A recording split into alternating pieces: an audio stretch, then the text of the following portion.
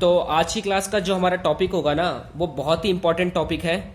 और इकोनॉमिक्स के point of view से तो इम्पोर्टेंट है ही है ही। और जो बच्चे इकोनॉमिक्स की पढ़ाई करते हैं ना, उसको इस टॉपिक के बारे में बहुत अच्छी खासी लेवल पे नॉलेज होनी चाहिए।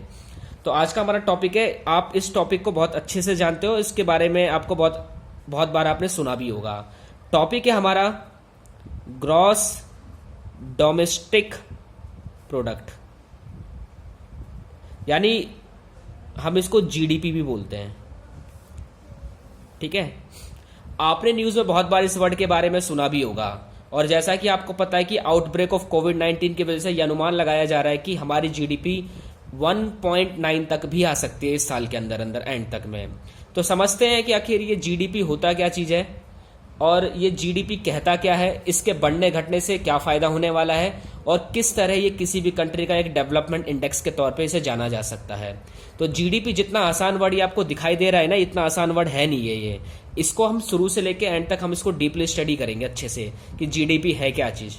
ठीक है, तो मेरे साथ साथ लिखना जीडीपी की डेफिनेशन। लिखना, it represent all monetary value of all goods and services produced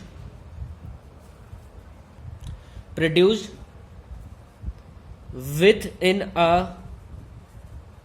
nation's geographic borders over a specified period of time। देखो अब क्या है ना कि मैंने डेफिनेशन तो लिख दी है, लेकिन अभी मैंने कुछ समझाया भी नहीं है और आपको कुछ समझ में भी जल्दी नहीं आया होगा कि आखिर इसमें बोला क्या है। चेक करते हैं एक एक करके, आराम आराम से पढ़ते हैं और चेक करते हैं इसकी डेफिनेशन क्या है। देखो इसने लिखा है इट रिप्रेजेंट्स, एक काम करना ऑल, यहां दा कर देना, दा ठीक रहेगा। It represents the monetary value of all goods and services, ये इसका कीवर्ड है, all goods and services produce with in a Nations geographic borders over a specified period of time. देखो इसके अंदर कीवर्ड्स को मैंने अंडरलाइन कर दिया है। आपके जो कीवर्ड्स है ना, आपकी आंसर राइटिंग में बिल्कुल सही सलामत आने चाहिए, क्योंकि कीवर्ड्स के ही मार्क्स मिलते हैं आपको। अगर आपने कीवर्ड सही कोट किए तो आपको पूरे नंबर मिल जाएंगे, बाकी आप कुछ भी लिखो लेकिन कीवर्ड्स आपके आने चाहिए। तो इसने लिखा है कि जीडीपी का मतलब तो ये होता है कि किसी देश की बाउंड्री के अंदर, ठीक है, एक साल में जितनी भी गुड्स एंड सर्विस बनी होगी ना, उसकी मॉनेटरी वैल्यू को हम जीडीपी कहते हैं। ठीक है, मैंने हिंदी बताई है, एक एग्जाम्पल के थ्रू मैं इसे समझाता हूं, जरा समझना ध्यान से। एग्जाम्पल लेते हैं।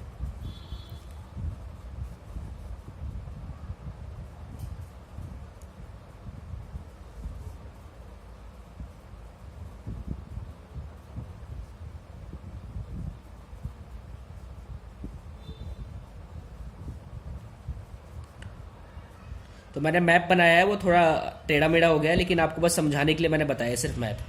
देखो कि जैसे मान के चलते हैं कि हमारा देश का ये ज्योग्राफिकल बॉर्डर है। देखो ज्योग्राफिकल बॉर्डर्स है, ठीक है।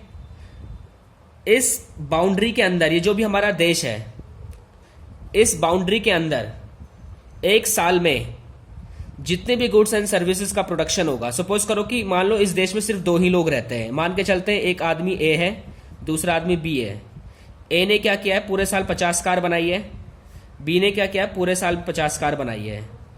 तो अगर मेरे से कोई पूछे कि जीडीपी में कितनी वैल्यू कैलकुलेट करूंगा मैं, तो मैं बताऊंगा 100 कार, यही तो बताऊंगा मैं, 100 कार, क्योंकि देश की बाउंड्री के अंदर कितनी कार बनी है, 100 कार बनी है टोटल।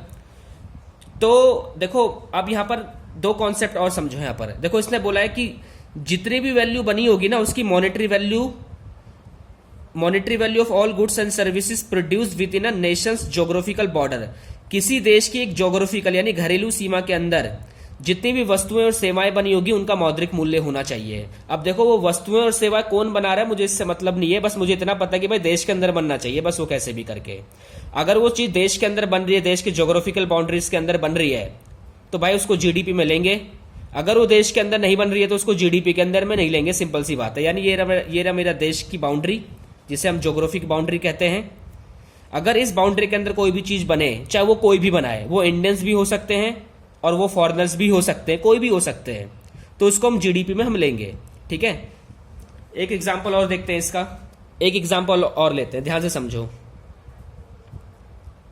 अब की बार सही बनेगा ये मैप।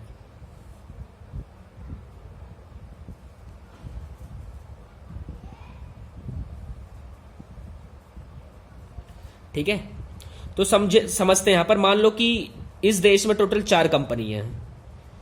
यहां पर इंडियन कंपनी है, Indian company number 1, Indian company number 2, Indian company number 3 और यहां पे फॉरेनर कंपनी नंबर 4। तो इस देश में 4 कंपनी है, 3 तो इंडियन है और एक फॉरेनर कंपनी है जो गुजरात के अहमदाबाद में है, मान के चलते हैं। अब मान के चलते हैं इसने टोटल 20 कार बनाई है, इसने 10 कार बनाई है, इसने भी 10 कार बनाई है, और इसने भी मान के चलते इसने भी 20 कार बनाई है। तो अगर मेरे से कोई पूछे कि बताओ जीडीपी में कितनी वैल्यू लेंगे, जीडीपी में बताओ कितनी वैल्यू कैलकुलेट करेंगे, तो आपको पता है कि जीडीपी के अंदर में कितनी वैल्यू कैलकुलेट करेंगे। मैंने कहा है कि देश की बाउंड्री के अंदर बनना चाहिए बस वो। तो देश की बाउंड्री में कितने कार बन रहे हैं, 60 कार। ये 60 कार की जो भी मॉनेटरी वैल्यू होगी जीडीपी में कैलकुलेट कर लेंगे इसे। बस ध्यान रखना है, मैं बार बार बोल रहा हूं कि जीडीपी के अंदर में हम केवल उन ऑल गुड्स एंड सर्विसेज को लेते हैं जो देश की ज्योग्राफिकल बाउंड्री के अंदर बनी हो, बस वो। ठीक है, हालांकि ज्योग्राफिकल बाउंड्री किसे कहते हैं यह भी अपने आप में एक बहुत बड़ा कॉन्सेप्ट है, इसको भी हम बहुत अच्छे से आगे डीपली में स्टडी करेंगे। फिलहाल अभी तो हम जीडीपी की डेफिनेशन सिर्फ इतनी जानते हैं कि जीडीपी का मतलब होता है कि भाई कोई भी गुड्स एंड सर्विसेज, चाहे उसे इंडियंस ने बनाया हो चाहे उसे फॉरेनर्स ने बनाया हो, उसको जीडीपी में इंक्लूड करेंगे हम। ठीक है, तो मेरे साथ नोट करके लिख लेना, नोट करके।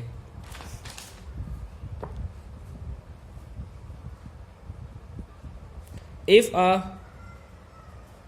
Foreign company who produced 20 car in India,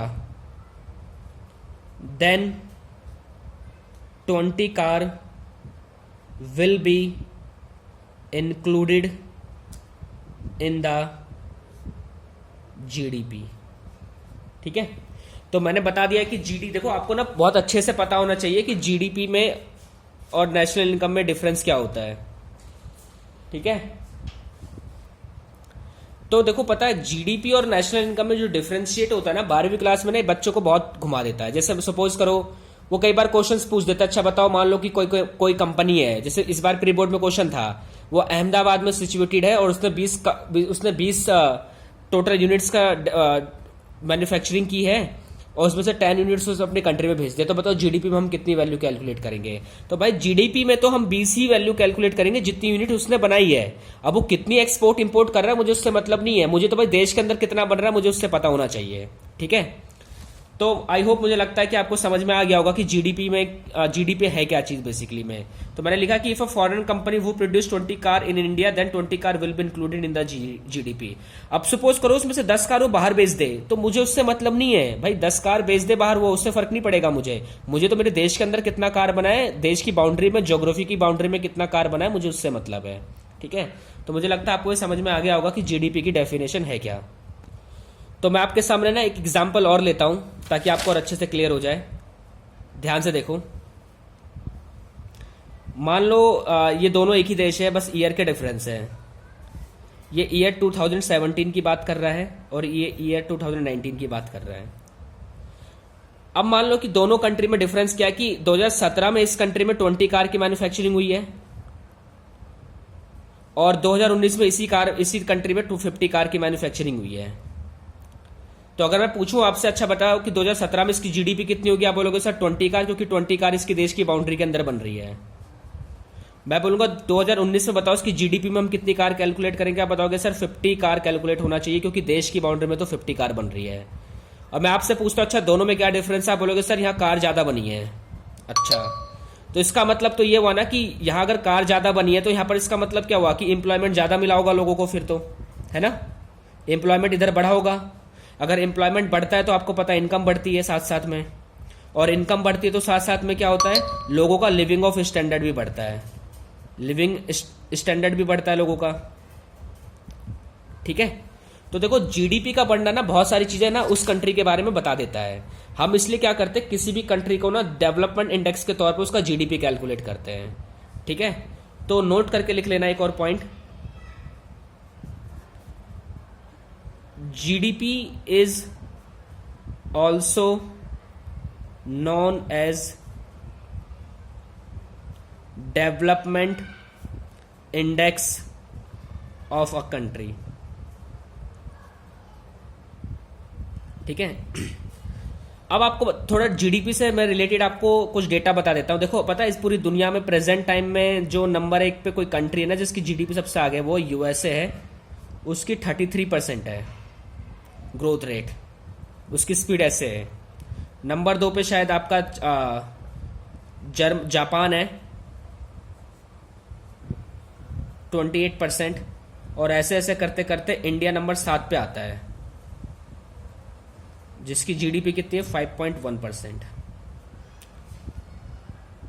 ये जीडीपी का जो कैलकुलेशन है ना हर 3 महीने पे कैलकुलेट किया जाता है, तो इसलिए फिगर चेंज हो जाती है।